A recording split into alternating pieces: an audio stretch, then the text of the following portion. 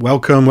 It's the daily West Ham news update. Little bit later than usual, but you know I'm like flying around doing this, doing that. So let's get into it straight away. It's Moyesy, David Moyes. He's going to be the main sort of person we talk about today. And apparently there's comments out there from him kind of just says that what we've been saying for many months and beyond that yeah, we've got a problem up front. I know Antonio, a couple of years ago, did well to fill in as a striker, did very, very well. I think he's the current top scorer in the Premier League for West Ham. I don't know how that's to do. And then Bowen did well last year to he thinks temporary cover us until we have the ability to sign a striker. But his comments are like he's surprised. So he's kind of saying, right from the start, I was wondering if we were going to get anything on target. Let's be fair, it's not just today. It's been in recent games as well. We've not scored as many goals recently as I would have liked. We only got one against Bristol City, two against Sheffield United, one against Bournemouth. But today, meaning the Man United game, he felt we made better opportunities. I thought we played better. We got some chances. We just weren't clinical when we got the moments, mate.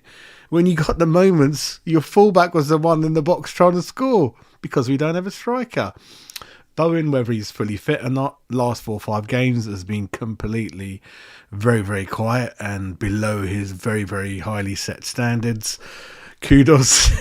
The thing with wingers is naturally you look up, you want a striker to interact with. How many times I've said that? If you're a winger, you're a midfielder, you've got to play with a striker up front where you can lay it off to him, lays it back to you, or you can go down the wing and cross it in. If you go down the wing now and cross it, who's going to be in the box? I don't know. Souček, Bowen, something like that. So yeah, Kudos is obviously not as good as he was before the AFCON. We'll see how he does in forthcoming games. So in summary, Moyes is just talking load of bollocks, right? And he does that after every window that closes. Before the window, he told Sky, yeah, we're after number 9, but so is everyone else in the world. We don't think... So negative all the way from the beginning before the window opened, right? And then we haven't got anyone, and now he's complaining that the goals have dried up. Performances are not so good and things like that, and we're not clinical. Clinical, no striker in the team. Well, yeah, all right, mate. So, yeah, we're hardly a free-flowing team, are we? The Hammers have only scored 3 goals. Yes, since November, our 3-0 win over Wolves in December. In fact, in the Premier League, we've only done it 4 times this season, according to this article. And, yeah, it seems like everyone knows we need a top-class striker. It seems like David Moyes is the only one who doesn't understand that message. Right, I don't usually look at this thing, but it's quite interesting. The Premier League have confirmed via their official website that the referee for the forthcoming London derby clash at the London Stadium versus the Arsehole Gooners will be Craig Pawson. And it's not usually the doom and gloom with referees. It's always oohs and ahs usually. It's not that fucker, not that bastard, or none of that. It's West Ham have got a pretty good history with Pawson.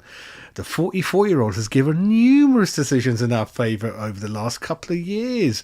He was a referee for our clash against Liverpool, London Stadium, back in 2021, a game that we won 3-2, and that's one of my favourite games. That was one of my favourite games. If I remember rightly, I think Zuma got one of the goals. Atmosphere was rocking. I was rocking in the stands after a few runs. Great evening that was. And he's the same referee who, he failed to book Aaron Creswell for many that thought was a red card offence tackle on Jordan Henderson. Then in February of last year, he refused to award Chelsea a penalty after Souček stopped the ball going into our net with his hand. He's a lovely, lovely gentleman.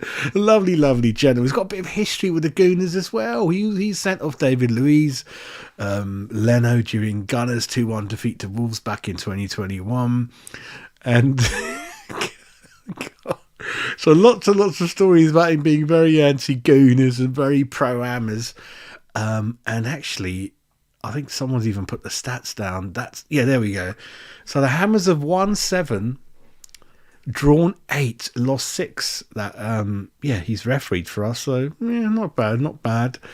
The other thing is that we've got a meeting regarding financial fair play this week because we've reached the maximum allowable limit over wages to turnover permitted. I'm not sure. Actually, I don't think the meeting's to do with us being close to breaching the limit or did breach it before the window. And now we got rid of 2, 3, 4 players. We're okay. Because looks like financial fair play is to do a lot of things. Obviously, revenue, depending on the revenue, how much you can spend. And it's not only spend, like I said, it's to do with agent fees, it's to do with wages. But looks like the issue we had coming into this window was the wages to turnover permitted. And we offloaded French players, brought one in. Sometimes windows close, and obviously, the clubs are not forthcoming in telling you what they're up to. But maybe we didn't have the money to bring out everyone in, and all this hoo-ha of trying to do this, trying to do that is a load of bollocks. Right, the funny thing was the Arsenal one, wasn't it, with Robbie AFTV every day in January. He's giving it large. Oh, we're going to sign that Napoli strike for 100 million. We're going to do this, we're going to do that, we're going to spend, get this, we're going to get Tony in. Fucking didn't buy anyone, right? And it's to do with financial fair play.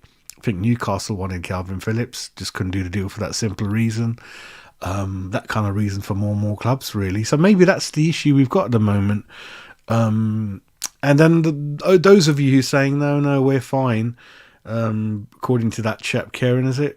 The one who does all the finances? But we're only over one transfer away from being close or reaching it. So we're not fully always comfortable. It's not that we've got 100, 200 million. It's very tight. If we're under, it'll be like 30 million under. So if we go and buy 30 million player, we'll be like under limit. So it's always tight, that is, on that one. Apart from that, Lingard's gone to South Korea, apparently. Any 2-year contract, so that kind of thing that comes up all the time. We can put that to bed for good forever, I think, on that one. Apart from that, let me think. Yeah, that's it, I think. That's it. So, David Moyes coming up with more garbage, pretending he doesn't know why the goals have dried up and why the performances have dried up and why we're not clinical. Fucking hell, mate. That guy just surprises me. And looks like we've got a good referee for the Gooner clash. On the weekend, we see what happens, and then lots of financial fair play in and around the news, not just our club but everyone, because there's going to be a revamp, slight tweaking and revamping of the financial fair play rules and limits, which will kick in, I reckon, in the summer window. We'll see what that's going to be. Apparently, the limits they put in place were a number of years ago. They need to raise the bar and raise the ratios, the calculations, the way they're done. Some people are saying it's going to make it harder for teams that are not top 4 to break into that thing. So let's see in the coming days and weeks and months what happens with that. And then, it's just obviously being a West Ham fan is quite depressing at the moment. External people can't understand it. We're in Europa qualifications, or the knockout stage of that, where we're kind of 7th in the league. They can't understand what the issue is. But a lot of depression on the media front, on Twitter, on Facebook, on all the West Ham pages. Loads of fans, they've had enough. They want to give their tickets up. They don't want to go anymore. Very, very interesting. That's it from me. And then I will be back shortly with another show, you naughty people. Let me get on with my work now. Take care. Cheers to the old Fanta. Sponsor show by Fanta. Thank you to Schweppes for sponsoring the show. Sponsor the biggest channels like me. You guys take care. Behave yourselves.